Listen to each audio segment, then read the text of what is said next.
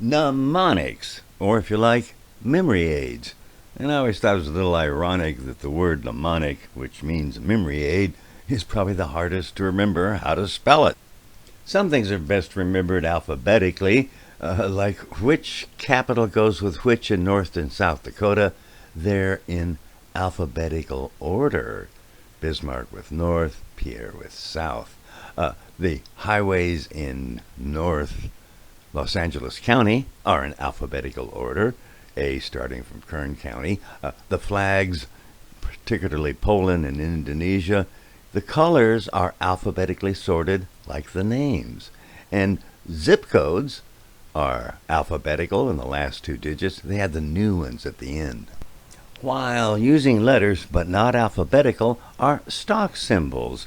If they're 3 letters or less, they're on the major exchanges, and less so if they're more. Mutual funds end in X or double X if it's a money market. When somebody studies a foreign language, you have a sensitivity for your native rules, which you maybe haven't thought about. In English, in the third person, there's only one terminal S. It either goes on the verb or the noun. If you hear 2 of them or none, you go, something's wrong. Spell checker won't catch these 2 errors. Complement with an E completes it. Complement with an I is like I give you a gift.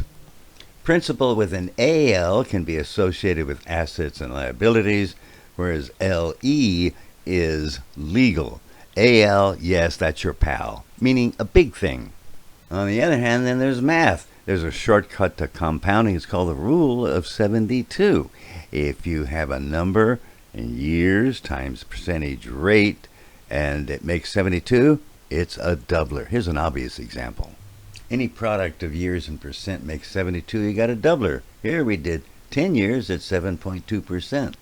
Here's one, PEMDAS. Do powers first, then go inside out, multiply, divide, add, and subtract. An annuity can be thought of as a perpetuity minus the present value of a delayed perpetuity. It'll help you recall the equation if you look at it. Another one is for the economic order quantity, how much to buy of stuff, and it's, look at that, King Tut overseas. And of course, here's an example. It's for the 2 cross components, and that's a check for the correct answer. To remember the 31 months, do them with the knuckles, and the spaces in between or otherwise. Time zones, there's 24, plus another one internationally, a whole bunch at 30 minutes past the hour, and another one at 45, totally 32. There, of course, is a system to highway numbering. Applies both to the old federal and interstate and even European with the east-west. Letter E is there. North-south, the letter odd is there. So even and odd. And the loops are an even digit for the 3rd digit, which starts in the U.S., ends in Europe. And the spurs are odd, matching the nodes or the number of interchanges.